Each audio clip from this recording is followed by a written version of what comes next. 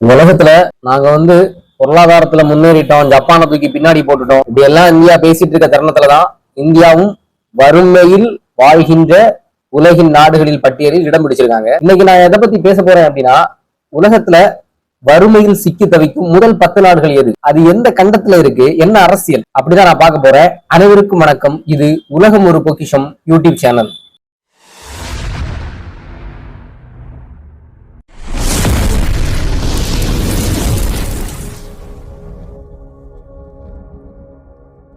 இந்த நாடுகள் எதன் அடிப்படையில வகைப்படுத்தியிருக்காங்கன்னா, அரசியல் நிலையற்ற தன்மை, போர், வேலையின்மை, போதுமான உள்கட்டமைப்பு இல்லாதது, இயற்கை பேரழிவுகள் உள்ளிட்டவற்றுடன் போராடும் நிலையில் இருக்கும் நாடுகள். Democratic Republic of Congo. இங்க ஏராளமான வளங்கள் உள்ளன, ஆனால் போர், மோசமான நிர்வாகம் மற்றும் ஊழல் ஆகியவற்றால் பாதிக்கப்பட்டுள்ளது. வன்முறையால் பல மக்கள் இடம்பெயர்ந்துள்ளனர். மேலும் கல்வி, மின்சாரம் உள்ளிட்ட அடிப்படை வசதிகள் இங்கு இல்லை. கோத்தமாலா சமத்துவமின்மை மற்றும் நிலம் இல்லாதது, கல்வி, சுகாதார சேவை ஆகியவை இல்லாததால் இங்கு வறுமை அதிக அளவில் இருக்கு. ஜாம்பியா முறையற்ற பொருளாதார நிர்வாகம் மற்றும் வேலையின்மை காரணமாக அதிக இயற்கை வளம் கொண்ட ஜாம்பியா வறுமையில் இருந்து வருகிறது. பணவீக்கம், கல்வி மற்றும் சுகாதாரம் போன்ற அடிப்படை தேவைகளுக்கான அணுகல் இல்லாமை ஆகியவை மக்கள் தொகையில் பெரும் பகுதியை பாதிக்கின்றன. ஊழல், வன்முறை மற்றும் வேலையின்மை காரணமாக ஹோண்ட்ராஸ் கடுமையான வறுமையில் இருந்து வருகிறது. குழந்தைகளுக்கு உணவு கொடுக்கவும் படிப்பை கொடுக்கவுமே பல குடும்பங்கள் அவதிப்பட்டு வருகின்றன. மேலும் சூறாவளி போன்ற இயற்கை பேரிடர்களால் மக்கள் வாழ்வதே கடினமாக இருந்து வருகிறது. மத்திய ஆப்பிரிக்க குடியரசு பல ஆண்டுகளாக நீடித்து வரும் உள்நாட்டு மோதலால் அந்நாட்டின் பொருளாதாரம் சீரழிந்துள்ளது.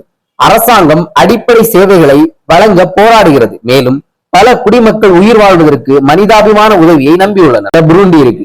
மோதலின் நீண்ட வரலாறு, அரசியல் பதட்டம் மற்றும் வலுவில்லாத பொருளாதார வளர்ச்சி உள்ளிட்ட காரணங்களால் புருண்டி மக்கள் வறுமையில் தவிக்கின்றனர். கிராமப்புறங்களில் அதிகமான மக்கள் வாழ்ந்து வரும் நிலையில் அங்கு சுத்தமான குடிநீர் இல்லாமலும் படிப்புக்கான வாய்ப்புகளும் குறைவாக உள்ளது. மடகஸ்கர் அரசியல் நெருக்கடிகள், காடுகள் அழிப்பு, மோசமான உள்கட்டமைப்பு மற்றும் வலுவிழந்த பொருளாதாரம் காரணமாக இந்த நாடு வறுமையில் உள்ளது.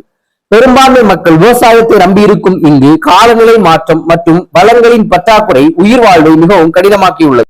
எக்வடோரியல் கினியா இங்கு எண்ணெய் வளம் இருந்தாலும் ஊழல், சமத்துவமற்ற வளப்பகிர்வு இல்லாதது உள்ளிட்ட காரணங்களால் இந்த நாடு வறுமையில் சிக்கி இருக்கிறது. இயற்கை வளங்களில் இருந்து கிடைக்கும் பணம் பொதுமக்களை சென்றடைவதில்லை. இதனால் பலருக்கும் கல்வி, சுகாதாரம், வேலை உள்ளிட்டவை கிடைக்காமல் போய்விட்டது. தெற்கு சூடான் வறுமையில் முதலிடத்தில் இருப்பது தெற்கு சூடான். இங்குதான் உலகிலேயே அதிக வறுமை இருந்து வருகிறது. இங்கு விவசாயம் பிரதான தொழிலாக உள்ளது. ஆனால் வெள்ளம், இடப்பெயர்ச்சி உள்ளிட்டவற்றின் காரணமாக அவர்கள் தங்கள் வாழ்வதே சவாலாக உள்ளது. அதே சமயம் பல ஆண்டுகளாக நடந்து வரும் உள்நாட்டு போர், அரசியல் நிலையற்ற தன்மை மற்றும் போதுமான உள்கட்டமைப்பு இல்லாதது மக்களை வறுமையில் ஆழ்த்தியுள்ளது. இந்தியா முதல் 10 இடங்களில் இல்லாவிட்டாலும் குறிப்பாக கிராமப்புறங்களில் இன்னும் அதிக எண்ணிக்கையிலான மக்கள் வறுமையில் வாடுகின்றனர். இருப்பினும் வளர்ச்சி திட்டங்கள், கல்வி திட்டங்கள் மற்றும் வேலை வாய்ப்புகளுடன் இந்தியா வறுமை விகிதத்தை குறைப்பதாக செயல்பட்டு வருகிறது. உலக வங்கியின் 2025 ஆண்டுக்கான உலகளாவிய வறுமை குறியீட்டின்படி இந்தியா தனது வறுமை விகிதத்தை 2011 27.1% இருந்து 2022 மற்றும் 2023 ஆண்டில் 5.3 குறைத்தது. 300 மில்லியனுக்கும் அதிகமான மக்கள் வறுமை கோட்டில் இருந்து மீண்டுள்ளனர். இவ்வளவுதான் நியூஸ் மக்களே. இதுல நீங்க பாத்தீங்கன்னா ஒரு 10 நாடுல 8 நாடு ஆப்பிரிக்காவில் உள்ள நாடுதான் இருக்கும். அப்ப நான் படிக்கும்போது உங்களுக்கு தெரியுது, பொருளாதாரம் இல்லாதது, அப்புறம் இயற்கை வளங்கள் இருந்த போதிலும் அது மக்களுக்கு சரியா கிடைக்கிறது இல்ல. ஆனா இந்த எல்லா நாட்டிலுமே முக்கியமா பொதுவான காரணமாக இருக்கிறது உள்நாட்டு போர், உள்நாட்டு பதட்டம், இதேதான் இருந்துட்டு இருக்கு. அப்ப உள்நாட்டு போர், இது இருக்க காரணம் என்ன? ரொம்ப சிம்பிள் தான் மக்களே.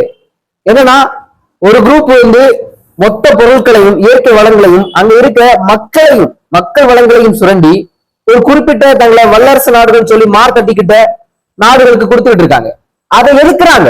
இதுதான் அங்க உள்நாட்டு போர். கேட்டா சொல்றது அங்க தீவிரவாதிகள் இருக்காங்க, அங்க கடற்கொள்ளையர்கள் இருக்காங்க, அதனாலதான் இந்த நாடுகள் முன்னேறாம இருக்கு. உண்மை அது கிடையாது. நீங்க புரிஞ்சுக்கணும், அங்க நடக்கிற உள்நாட்டு போருக்கு முக்கியமான காரணம் வல்லரசு நாடுகள் தானே தவிர அங்க உள்ள மக்களோ அங்க உள்ள அரசியல்வாதிகளோ கிடையாது. அங்க உள்ள இயற்கை வளங்களை சுரண்டணும்.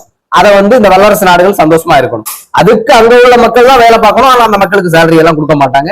உள்ளதை கொடுத்துட்டு அப்படியே போயிருவாங்க. அங்க கல்வி, சுகாதாரம் இதெல்லாம் வந்துச்சுன்னா அந்த மக்கள் கேள்வி கேட்க ஆரம்பிச்சிருவாங்க. சோ அந்த உள்நாட்டு அரசியல்வாதிகளை வச்சு இந்த பிரச்சனை நடந்துட்டு இருக்கு. மக்களே, ஆப்பிரிக்காவில் உள்ள மக்கள் கண்டிப்பா முன்னேறணும். அதுக்கு என்ன செய்யலாம், நம்ம என்னென்ன ஸ்டெப் எடுக்கலாம், நம்மளால முடியாட்டி நம்மளுடைய சிந்தனைகளாவது அந்த மக்களுக்கு உதவும். இந்த வல்லரசு அயோக்கிய நாடுகள் மனம் மாறணும். இது பற்றி உங்களுடைய கருத்துக்களை ஆப்பிரிக்காவை பத்தி நிறைய பேருக்கு இப்ப நிறைய தெரிய வர ஆரம்பிச்சு, அதை பத்தி நம்ம பேசலாம்.